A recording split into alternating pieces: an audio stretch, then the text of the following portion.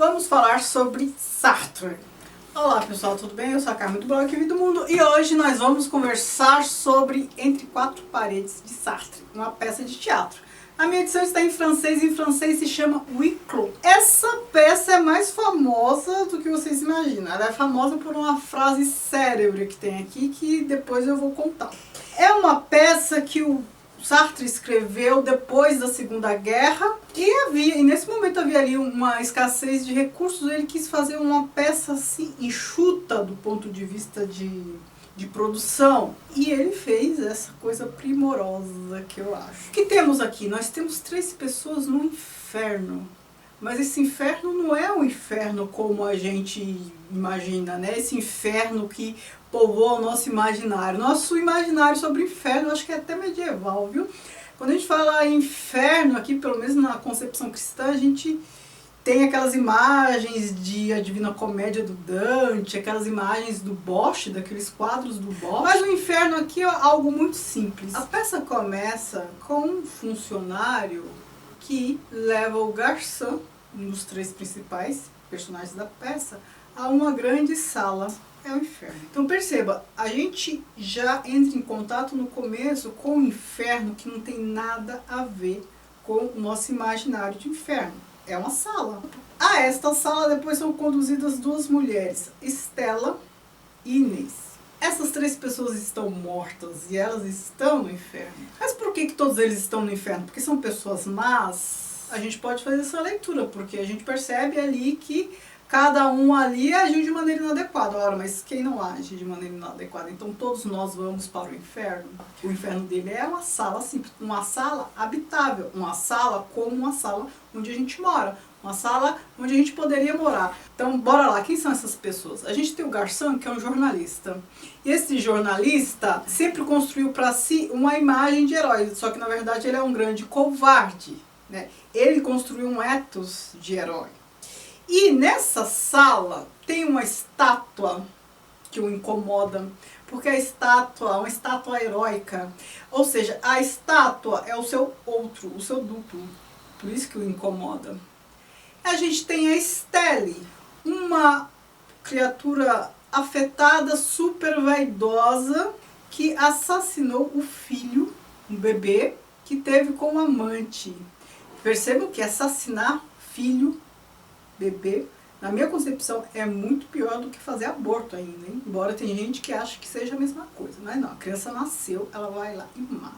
Ela é uma outra pessoa que construiu a imagem de si. Ah, uma pobre que, né, se deu bem, conseguiu atingir um certo status. E para ela, nesta sala, não tem espelho. Uma pessoa super vaidosa, ela não tem espelho.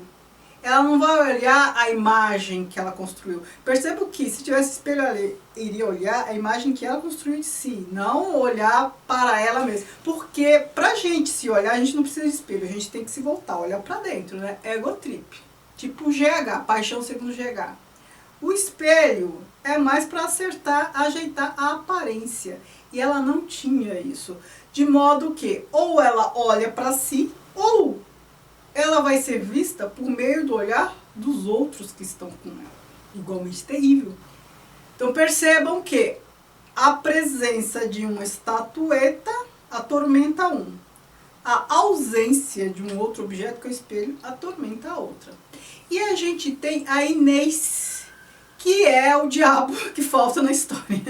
Ela é uma pessoa extremamente mal resolvida. Ela é homossexual, se interessa pela Estelle, tenta seduzir Estelle, mas não rola. Agora, quando eu digo que ela é mal resolvida, não tem nada a ver com a sexualidade dela. Não, é questão de caráter. Ela é uma daquelas pessoas que a gente conhece por aí de monte, que é super amarga, não consegue achar nada de bom em si e fica atormentando, azucrinando, pondo o dedo na ferida dos outros. Então a gente tem esses dois personagens aí, que construíram um ethos para si, o garçom e a Estelle, e tem a Inês ali que coloca tudo em carne viva, que atormenta. Chega um momento da peça que a Estelle quer matar a Inês, tanto que ela atormenta. Só que eles já estão mortos, olha que inferno.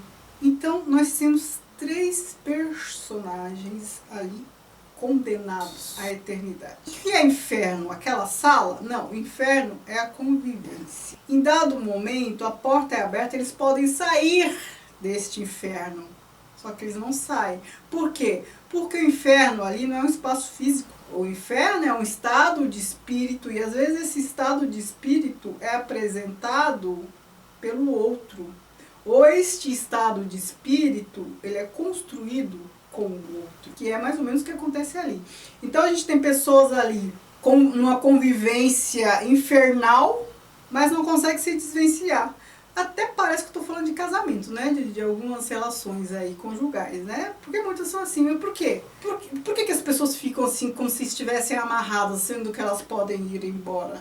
Elas estão numa situação em que elas não se desvencilham, por quê? O outro sabe mais do um do que o um quer admitir. Ou o outro percebe bem o um de uma maneira que este um não se percebe.